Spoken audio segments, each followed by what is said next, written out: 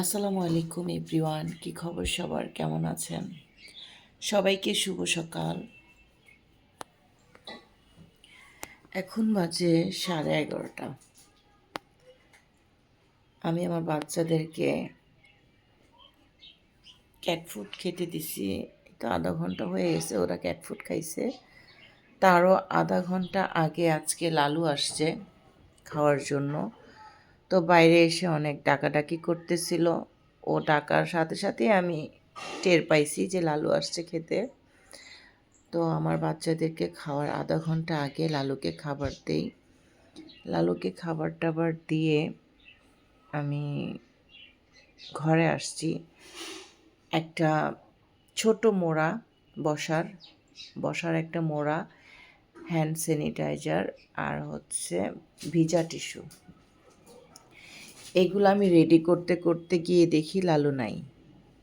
তো এখন বলবেন যে এই মোড়া, হ্যান্ড স্যানিটাইজার, টিস্যু এগুলোর কথা আমি কেন বলতেছি। তো আজকে সকালে যখন লালু আসছে তখন আমি লালুর নাকের মধ্যে অনেকগুলা জমাট রক্ত দেখছি। তা আমি ভালোভাবে বুঝতে পারি নাই ও কি কোনো ব্যথা পাইছে না কি করছে। তারপরও ভাবলাম হয়তো ওর তো অনেক ঠান্ডা, ও প্রায় সময় হাঁচি দেয়, নাক দিয়ে পানি পড়ে। তা আমি ভাবলাম যে ওকে একটু মুছে দিই, হয়তো ঠান্ডার কারণেই নাক দিয়ে রক্ত বের হচ্ছে। তো একদম নাকের মধ্যে, মানে নাকের সামনে জমা হয়ে আছে রক্তগুলা, চাকা হয়ে আছে। তো আমি এইগুলা নিতে নিতেই লালু চলে গেল। তারপর আমি কাসিবকে পাঠাইছি ছাদে যে তুমি একটু দেখে আসো ও ছাদে আছে কি না। তো কাসিব দেখে আসছে, আসার পর বলে নাই। আবার আমি ওকে বললাম যে দেখো তাহলে ও আন্ডারগ্রাউন্ডে বা আমাদের নিচে আছে কি না। তো সেখানেও খুঁজে আসছে, পায় নাই। তো খুব খারাপ লাগতেছে, মনটা না খুব খারাপ লাগতেছে। লালু, হঠাৎ করে লালুর কি হইলো আমি এরকম দেখি নাই। এমনি দেখছি ওর নাক দিয়ে পানি পড়তেছে, ওর নাকে পানি, হাঁচি দিলেই, ঝাড়া দিলেই পানি ছিটে। তো খুব কষ্ট লাগতেছে যে লালুর সাথে কি হয়েছে, বা লালুর কি ঠান্ডার কারণে রক্ত পড়তেছে কিনা নাক দিয়ে। এটা বোঝার আগেই সে কোথায় যেন চলে গেছে আল্লাহ জানে। এখন একটু আগেও আমি দরজা খুলে দেখে আসলাম যে ও আসছে কিনা।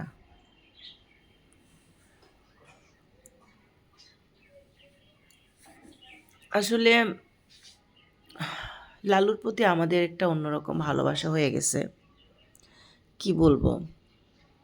লালু আসলে আমি লালুকে সব সময় খাবার দিই, শুধু খাবারই না ওকে অনেক টেক কেয়ার করি। কি করতেছে দেখেন।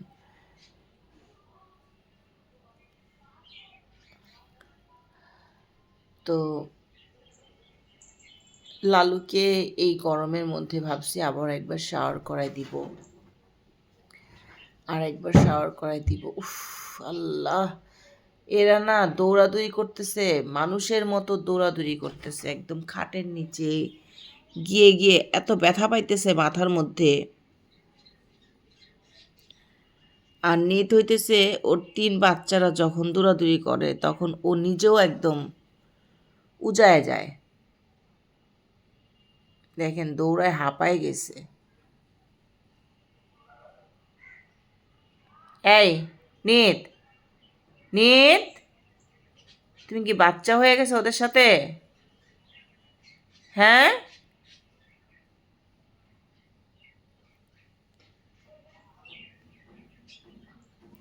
আমায়রা, আমায়রা, আসো।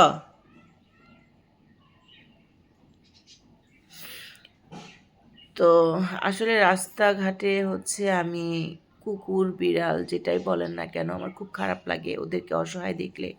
যখন দেখি ওরা একটু মানে অবহেলার মধ্যে আছে, যেমন কিছুদিন আগে আমার একটা কুকুরের বাচ্চা, যখন আমি কাসিফকে মাদ্রাসায় দিতে যাই, একটা কুকুরের বাচ্চার সাথে আমার দেখা। তো রাস্তার মধ্যে দেখতেছি যে কুকুরের বাচ্চাটাকে একটা কাসিফের বয়সী একটা ছেলে ওরে মারতেছে। মানে মারতেছে বলতে কি, কুকুরের বাচ্চাটা দাঁড়ায় আছে আর বাচ্চাটা ওরে ধুলা উড়ায় মারতেছে। বাচ্চাটা একদমই দুর্বল ছিল, একদমই দুর্বল। কি বলবো, ও খেলাধুলা করতে পারতেছিল না, ঠিকমতো হাঁটতে পারতেছিল না। তারপর আমি ওই যেই ছেলেটা কুকুরের বাচ্চাটাকে খুব ডিস্টার্ব করতেছিল, তো ওকে আমি বলতেছি, এই তুমি ওরে ডিস্টার্ব করতেছো কেন, ও তোমার কি করছে?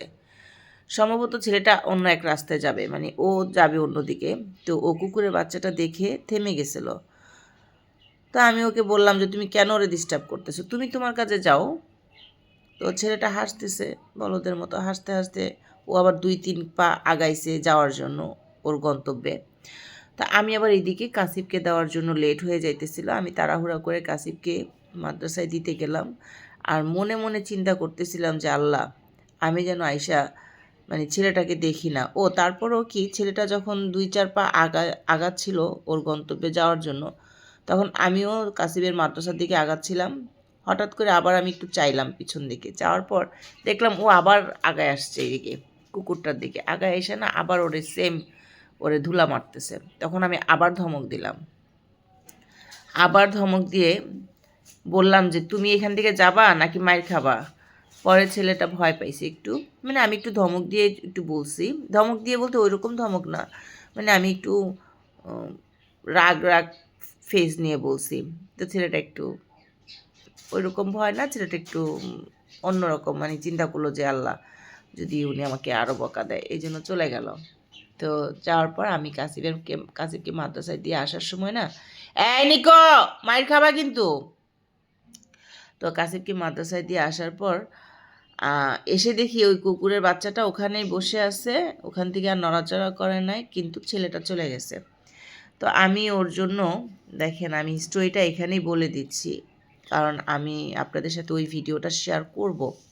তো আমি বাসায়, আমি তখন মোবাইল আনি নাই, আমি কোনো টাকাও আনি নাই, আমার হাতে কোনো টাকাও ছিল না। আমি জাস্ট কাসিফকে নিয়ে তাড়াতাড়ি করে নেমে গেছি। তো আমি, একটা দোকান আছে আমাদের বাসার নিচে, ওই ভাইটা আমাকে চিনে, আমি কখনো ওনার থেকে বাকি খাই না, তারপরও আমি কখনো কোনো বাকি সদাই আনি না। আমাকে এমনি চিনে, আমি ওনার থেকে অন্য মানে সবসময় ওনার দোকান থেকে কেনাকাটা করি, বাট বাকি আনি না। তো ওই দিন না আমি ওই ভাইটার কাছে গেছি, যা বলতেছি যে ভাইটা কই, দেখি দোকানে ওই লোকটা নাই, দোকানদার ভাইটা নাই। তো না থাকায় দেখলাম অন্য একটা ছেলে। তো আমি বলতেছি কি, ওকে আমি ওর কাছে আমি কিছু বলি নাই, না বলে আমি আবার বাসায় চলে আসছি। বাসায় এসে আমার বাসার গার্ডকে বললাম। তো গার্ডকে বললাম যে গার্ড আমাকে 50টা টাকা হবে নাকি, আমাকে 50টা টাকা দেন। তো উনি আমাকে বললো জি ম্যাডাম আছে, দেন, নেন।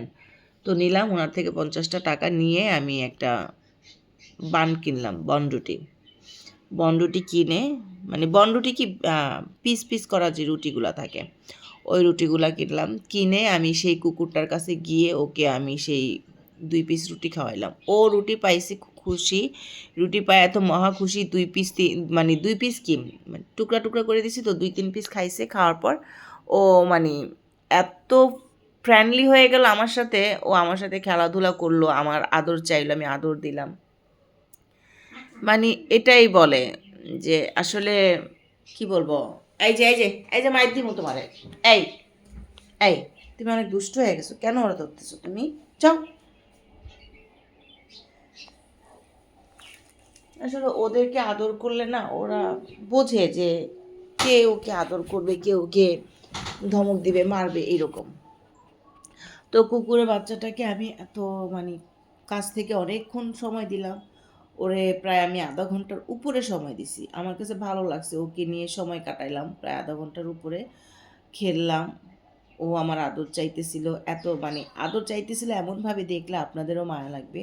আমি ভিডিওটা এখন আপলোড করিনি আপনাদের সাথে, আমি ভিডিওটা আপলোড করব, দেখাবো আপনাদেরকে। তো অনেক কথা বললাম, আসলে কি বলবো, ভালো লাগতেছে না তো লালুর, তো লালুর জন্য খুব মন খারাপ লাগতেছিল। এই জন্য আর কি আপনাদের সাথে একটু কথা বলে শেয়ার করলাম। খুব মানে খারাপ লাগতেছে, কোথায় চলে গেছে আমি জানি না, ওর কি সমস্যা হয়েছে এখন আমি দেখলে বুঝতে পারতাম। আমি টিস্যু টিস্যু বললাম না, টিস্যু মোড়া সব কিছু, ওই যে দেখেন মোড়াটা দেখা যাইতেছে, ছোট মোড়াটা, ওইখানেই হ্যান্ড স্যানিটাইজার, তারপর টিস্যু এনে রাখছি, মুছে দিব ওকে এই জন্য। তো বেচারা কই চলে গেছে জানি না, তারপরও ওকে আমি খুঁজে বের করব কোথায় আছে। তো ঠিক আছে, সবাই ভালো থাকবেন, আল্লাহ হাফেজ।